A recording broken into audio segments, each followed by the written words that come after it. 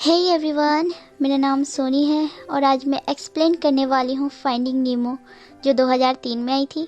Hope करती हूँ आप लोगों को बहुत अच्छी लगेगी और अच्छी लगे तो सब्सक्राइब कर देना। चलो स्टार्ट करते हैं 1 2 एंड 3। मूवी की स्टार्टिंग हमें दो फिश दिखाते हुए होती है। एक का नाम कोयल होता है और एक का नाम मालिन। ये लोग हैप्पी मैरिड कपल थे और ये दोनों ही क्लाउन फिश थे। ये दोनों यहाँ न्यू शिफ्ट हुए थे और ये लोग यहाँ की तारीफ करते हुए अपने बच्चों की तरफ जाते हैं और हमें पता लगता है इनके 400 एग्स भी है और ये दोनों उनके नाम चूज करते हैं।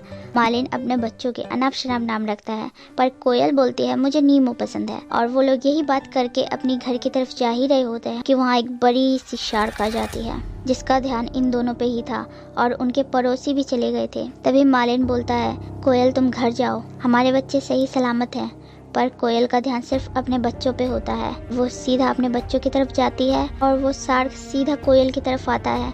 तभी मालिन वहाँ जाता है अपनी वाइफ को बचाने, पर मालिन घायल होके अपने घर में गिर जाता है और वो बेहोश हो जाता है। जब उसकी आँख खुलती है वो बाहर आता है और कोयल कोयल करता है पर उसकी बीवी या कोई भी नहीं थे। अब शाम हो चुकी थी। वो नीचे की ओर जाता है अपने बच्चों को देखने, पर उसके बच्चे भी वहाँ नहीं थे। अब वो दोबारा बाहर आके कोयल चिल्लाता है पर वहाँ किसी को ना देख के वो बहुत ज्यादा सैड हो जाता है और रोने ही वाला होता है कि उसकी नजर एक एग पे पड़ती है और वो भाग के उस एग की तरफ जाता है और वो एग को उठा के बोलता है डैडी यही तुम्हारे पास है बेटा, मैं वादा करता हूँ मैं तुम्हें कभी भी कुछ भी नहीं होने दूंगा नीमो। और ये बोल के सीन कट हो जाता है और अब नीमो बड़ा हो चुका था और आज उसके स्कूल जाने का फर्स्ट दिन था और उसके डैडी उठते हैं। एक लौता बेटा था इसलिए मालिन उसे हर चीज समझाता है और हर चीज में घबराता है। नीमो को हर चीज जानने का बड़ा शौक था। वो कछुए की उम्र भी पूछता है पर उसके डैडी बोलते हैं कि अगर मैं कभी मिलूंगा तो जरूर पूछूंगा। अब वो लोग वहाँ पहुँच गए थे जहाँ बहुत सारी फिश थी। नीमो के 3 दोस्त भी बन जाते हैं। नीमो के दोस्तों के डैड को लगता है नीमो के डैड क्लाउन फिश है तो वो जोक जरूर जानते होंगे, पर नीमो के डैड बहुत ज्यादा सीरियस थे क्योंकि आज उसके बच्चे का फर्स्ट डे था। तभी वहाँ पे उसके टीचर आ जाते हैं। नीमो के डैड बोलते हैं मेरे बेटे को बीच बीच में आप रेस्ट करने देना क्योंकि मेरे बेटे का एक फिन छोटा है इसलिए मैं उसे रेस्ट करने देता हूँ। तभी उसके टीचर बोलते हैं आप फिक्र मत कीजिए, मैं ध्यान रखूंगा। फिर तभी मालिन को पता लगता है वो लोग गहरी खाई की तरफ गए हैं और ये सुन के वो पागल हो जाता है और नीमो के पास जाने लगता है। दूसरी तरफ नीमो के टीचर सबको पढ़ा रहे थे पर पीछे से नीमो के दोस्त निकल जाते हैं। नीमो भी निकल जाता है और उसके दोस्त बोलते हैं देखो मैं इस बोट को हाथ लगाऊंगा। ये बोल के तीनों थोड़ी थोड़ी दूर पे जाते थे और वापस आ जाते थे और वो नीमो को भी बोलते हैं करने को, बट नीमो मना कर रहा होता है। तभी उसके डैड आ जाते हैं और नीमो को डांटते हैं और बोलते हैं तुम 2-3 साल बाद स्कूल आओगे, इससे पहले तुम नहीं आओगे।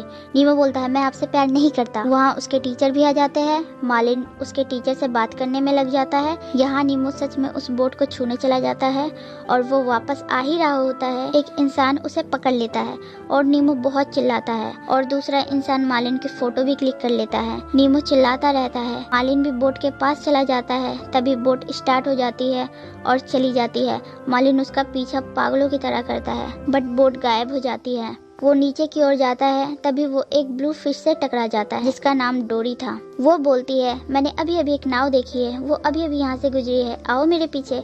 वो लोग आधे रास्ते भी नहीं जाते कि डोरी बोलती है तुम्हारी प्रॉब्लम क्या है भाई, अकेली लड़की देखी नहीं कि पड़ गए पीछे। तभी मालिन बोलता है आप मुझे रास्ता बता रही थी कि बोट किस तरफ गई है। दरअसल डोरी को भूलने की बीमारी थी इसलिए वो मालिन को सॉरी बोलती है। मालिन गुस्से में बोलता है मेरा बेटा यहाँ खो गया है और तुम यहाँ पे टाइम पास कर रही हो। और ये बोल के वो जा ही रहा होता है कि वहाँ एक बड़ा सा शार्क आ जाता है। मालिन उसे देख के थोड़ा डर जाता है। उस शार्क बोलता है मेरा नाम ब्रूस है, क्या तुम मेरे साथ चलना चाहोगे, मेरे कुछ दोस्त तुमसे मिलना चाहते हैं। डोरी बोलती है क्या पार्टी है। ब्रूस कहता है हाँ हाँ पार्टी ही समझो और वो उन दोनों को लेके चला जाता है। जहाँ शार्क रहता था वहाँ डूबे हुए बम भी थे। वो शार्क उन्हें मना करता है उस बम को छूने के लिए। वो लोग वहाँ पहुँचते हैं। वहाँ 2 शार्क और भी थे। इन तीनों शार्क ने कभी ना टूटने वाला वादा किया था। वो छोटी फिश को कभी भी नहीं खाएंगे और वो सब फ्रेंड्स रहेंगे। पर मालिन की वाट लगी पड़ी थी पर डोरी बिल्कुल बिंदास थी। वो शार्क बोलते हैं मालिन को जोक सुनाने। जब मालिन जोक सुना रहा होता है उसकी नज़र उस इंसानों के ग्लासेस पे पड़ जाती है जो कि वहीं पे गिरी थी। वो दौड़ के उस ग्लासेस की ओर जाता है और डोरी को बोलता है क्या तुम्हें ये पढ़ना आता है। डोरी कहती है चलो ब्रूस से पूछते हैं और वो ब्रूस की तरफ लेके जाती है। पर ये चीज मालिन को अच्छी नहीं लगती। मालिन उससे वो मास्क छीनने लगता है। इस सब झमेले के बीच में डोरी को चोट लग जाती है और डोरी के नाक से ब्लड आ जाता है। वो ब्लड सीधा शार्क स्मेल कर लेता है और वो पागल हो जाता है। अब ब्रूस सारे कस्मे वादे तोड़ के मालिन और डोरी को खाने के लिए निकलता है। उसके दोस्त उसे समझाने की कोशिश करते हैं पर वो नहीं समझता। बीच मालिन को पता लगता है कि डोरी को पढ़ना आता है और तब शार्क मालिन और डोरी को खाने के चक्कर में एक बड़ा सा लोहे का रॉड निकाल के उस पानी में लगे बम की तरफ फेंक देता है। बम फूट जाता है और वो शार्क भाग जाते हैं। यहाँ सीन कट हो जाता है और हमें नीमो को दिखाया जाता है। नीमो एक फिश टैंक में था और उसे लाने वाला एक डेंटिस्ट था। वहाँ और भी फिश थी जो कि अलग अलग फिश शॉप से आई थी। नीमो उन्हें बोलता है, मैं समुंदर से आया हूँ। तभी नीमो को पता लगता है डेंटिस्ट की एक छोटी कजन भी है जो नीमो को ले जाएगी। ये सुन के नीमो बहुत ज्यादा घबरा जाता है। तभी वो वाटर फिल्टर में फंस जाता है और सब उसकी मदद करने के लिए दौड़ते हैं, लेकिन एक फिश निकल के बोलता है कि उसे खुद निकलने दो। वो खुद गए हैं और उस फिश का नाम गिल होता है। वो भी समुद्र से ही लाया गया था। नीमो बोलता है, मेरा एक पर छोटा है, पर गिल बोलता है, मुझे तो आज तक तकलीफ नहीं हुई क्योंकि गिल का भी एक फिन छोटा था। ये सुन के नीमो बाहर आने की कोशिश करता है और बाहर आ जाता है। श्री और मालिन डोरी दोनों बेहोश थे। मालिन को होश आ जाता है तो वो देखता है दो बड़े चट्टान उनकी ओर आ रहे थे और वो दोनों चट्टान एक दूसरे से टकरा जाते हैं, जिसके कारण वो ग्लासेस गहरी खाई में गिर जाती है जहाँ अंधेरा ही अंधेरा था। वो दोनों नीचे जाते हैं अंधेरे में। तभी उन्हें एक लाइट अट्रैक्ट करता है। वो उसकी तरफ जाते हैं और उस लाइट के साथ खेलने लगते हैं। तभी उनकी खुशी गायब हो जाती है क्योंकि वो एक बड़ी लाइट वाली फिश थी। ये देख के वो दोनों भागने लगते हैं। उसकी लाइट की वजह से उन्हें ग्लासेस भी मिल जाती है और मालिन उस मछली का ध्यान भटकाता है और डोरी पढ़ लेती है उस ग्लासेस पे जो लिखा था और उसी ग्लासेस से उस फिश को बांध देती है। मालिन का जब आँख खुलता है तो वो खुश हो जाता है और डोरी से पूछता है उसमें क्या लिखा था और दोनों सिडनी की ओर चल देते हैं। डोरी वो एड्रेस को अच्छे से याद कर लेती है, बार बार दोहरा के। दूसरी तरफ हमें नीमो को दिखाया जाता है। फिश की ग्रुप ने अपने टीम में नीमो को मिलाने के लिए एक टास्क दिया था। गिल नीमो को बोलता है, हमने यहाँ से निकलने की बहुत कोशिश की पर हम कभी निकल नहीं पाए, पर आप सबसे छोटे हो, आप ये कर लोगे। आपको बस वाटर फिल्टर के अंदर जाके स्टोन फंसाना है। इससे टैंक गंदा हो जाएगा और डेंटिस्ट टैंक को जरूर साफ करेगा और हमें एक पॉलिथीन में रखेगा। हम सब लुढ़कते लुढ़कते विंडो के बाहर सड़क के उस पार समुद्र में होंगे। नीमो ये करने को रेडी हो जाता है। दूसरी ओर मालिन को रास्ता नहीं मिल रहा होता है। वो एक फिश के झुंड से पूछता है पर वो रास्ता नहीं बताते। फिर वो डोरी को बोलता है, डोरी शायद यहाँ से मुझे अकेले जाना चाहिए। इस बात पे डोरी रोने लगती है। वो फिश के झुंड को लगता है कि मालिन उसे छेड़ रहा है। मिसअंडरस्टैंडिंग क्लियर हो जाती है। डोरी को वो फिश का झुंड हंसाता है। फिर मालिन को वो लोग रास्ता भी बता देते हैं बट वार्निंग भी देते हैं, अगर कोई ऐसा माउंटेन दिखे तो बीच से जाना, ऊपर से नहीं। पर मालिन डोरी को उल्लू बना के ऊपर से लेके जाता है। तब डोरी को ऊपर जेलीफिश का एक बच्चा दिखता है। वो उसे टच करती है और उसे वो डंक मार देता है और वो मालिन को बोलती है। मालिन उसे बोलता है, इसके नीचे टच नहीं करना था, तुम्हें डंक मार सकता है, अब से ध्यान रखना, ओके। तभी वो लोग देखते हैं उन्हें चारों ओर से जेलीफिश ने घेर लिया था और तभी मालिन देखता है कि डोरी उन जेलीफिश के ऊपर कूद रही है।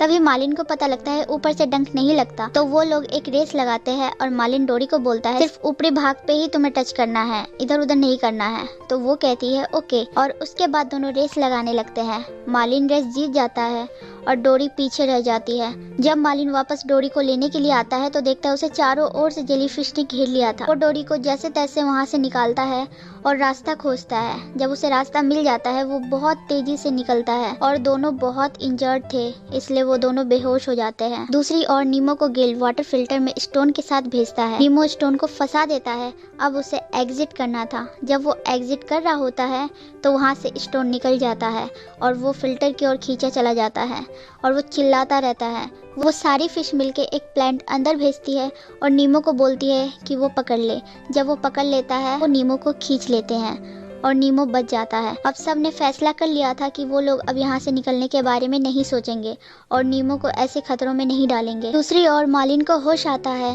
वो देखता है वो एक क्रश नाम के कछुए के ऊपर है। वो कछुआ मालिन को बोलता है, तुम बहुत झकास हो, तुमने बहुत बहादुरी से डोरी को बचाया और बेहोश हो गए, तभी हमने तुम्हें बचाया। मालिन को तभी डोरी का ख्याल आता है तो वो देखता है डोरी नीचे कछुए के ऊपर लेटी है। वो जाके उसे माफी मांगता है कि उसके वजह से डोरी इंजर्ड हो गई। तभी डोरी उठ के भागती है और कछुए के छोटे छोटे बच्चे को आइस पाइस बोल के खेलने लगती है। यहाँ ये पता लग रहा था कि डोरी फिर से सब भूल चुकी है।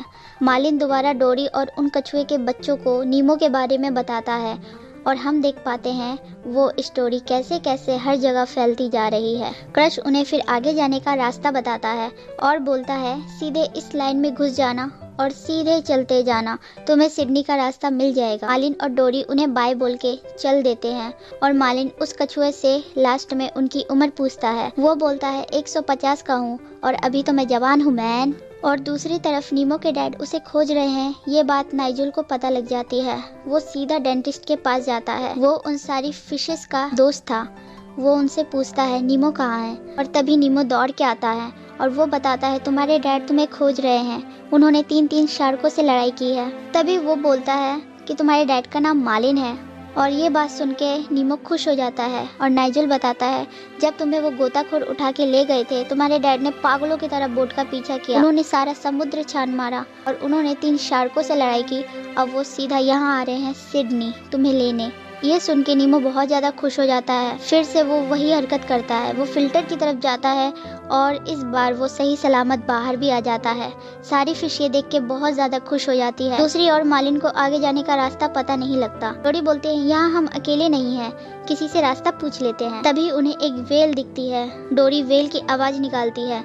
मालिन बोलता है ऐसा लग रहा है तुम्हारा पेट खराब है। वो वेल वहाँ से चला जाता है। डोरी और तेज वेल की आवाज़ निकालती है और वो बेल पीछे से आके उन दोनों को मुंह में ले लेता है और यहाँ सीन कट हो जाता है। दूसरी तरफ नीमो को दिखाया जाता है। उन सब ने मिल के टैंक को बहुत ही ज्यादा गंदा कर दिया था।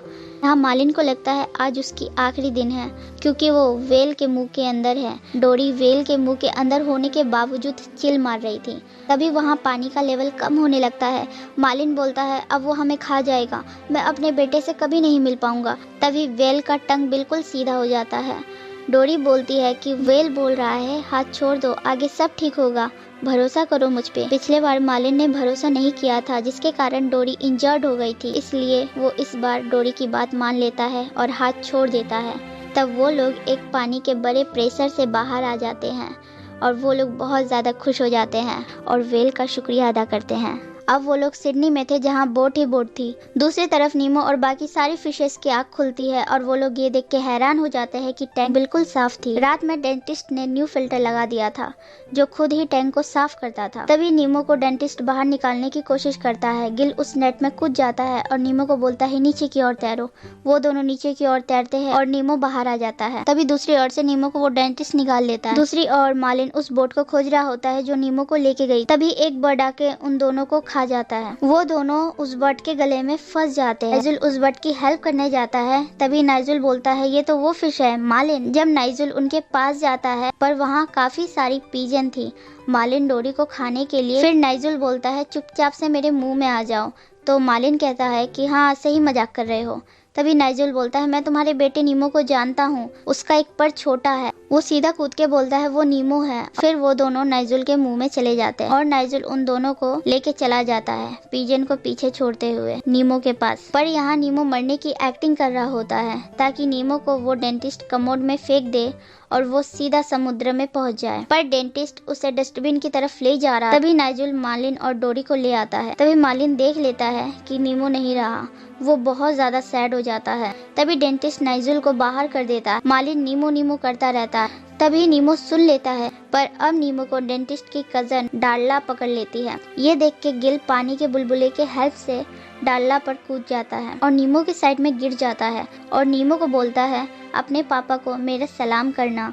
और गिल उसकी ओर छलांग मारता है। नीमो सीधा बेसिन में गिरता है। डेंटिस्ट गिल को उठा के उसकी जगह वापस रख देता है। गिल सब फिश को बोलता है वो अब अपने घर पहुंच जाएंगे क्योंकि सारी नाली का पानी समुद्र से जाके ही मिलता है। दूसरी ओर नाइजुल डोरी और मालिन को पानी में छोड़ देता है और अफसोस जताता है क्योंकि नीमो नहीं रहा। मालिन अब डोरी को बोलता है डोरी अब नीमो नहीं रहा, अब मुझे भी अपने घर जाना चाहिए। तभी डोरी बोलती है मैं तुम्हारे साथ रहती हूँ तो मुझे सब याद रहता है, तुम प्लीज मुझे छोड़ के मत जाओ, मैं अब कुछ भूलना नहीं चाहती। पर मालिन कहता है कि मैं भूलना चाहता हूँ। ये बोल के वो अपने घर की तरफ चल देता है और डोरी अकेली हो जाती है। दूसरी तरफ हमें दिखाया जाता है नीमो ड्रेन की पाइप से निकल के समुद्र में आ जाता है। वो डोरी से मिलता है पर डोरी सब भूल चुकी थी। नीमो बोलता है मैं अपने डैडी को खोज रहा हूँ, क्या आप मेरी हेल्प करोगे? वो बोलती है हाँ ठीक है। वो भी उसके डैड को खोजने लगती है। तभी एक ड्रेन के पाइप पे वो सिडनी लिखा हुआ देख लेती है और उसे सब याद आ जाता है। वो नीमो को गले लगा लेती है और बोलती है तुम तो मर गए थे, मैंने खुद देखा, तुम जिंदा हो। और तुम्हारे डैडी? तो नीमो कहता है आप मेरे डैडी को जानते हो? वो कहती है हाँ। और वो दोनों मिलकर मालिन को खोजने लगते हैं। फिर वो लोग एक केकड़े से पूछते हैं मालिन के बारे में। जहाँ इंसान मछलियाँ पकड़ती हैं वहाँ वो गया है और डोरी उसी तरफ निकल जाती है नीमो को लेके। यहाँ मालिन सैड होके घर की ओर जा रहा होता है। तभी उसे आवाज आती है। वो पीछे देखता है, उसे डोरी दिखती है और नीमो भी उसके साथ था। ये देख के मालिन दौड़ के जाता है और नीमो के गले लग जाता है। तभी एक बड़ी सी नेट आती है और सारी फिश को पकड़ लेती है। उसमें डोरी भी थी। नीमो अपने डैडी को बोलता है आप सबको बोलो नीचे की ओर तैरे। मालिन बोलता है मैं दोबारा तुम्हें नहीं खो सकता। वो बोलता है मैं कर लूंगा डैडी, मुझ पे भरोसा करो। वो अपने बेटे को छोड़ देता है और बोलता है तुम कर सकते हो। और मालिन सारी फिश को नीचे की ओर तैरने बोलता है। सारी फिश नीचे की ओर तैरने लगती है और नेट नीचे होने लगता है और वो जाल टूट जाता है। सब बाहर आ जाते हैं पर नीमो जमीन पे नेट के नीचे था और मालिन दौड़ के जाता है और नीमो को वैसे ही देखता है जैसे उसने मूवी के पहले सीन में देखा था।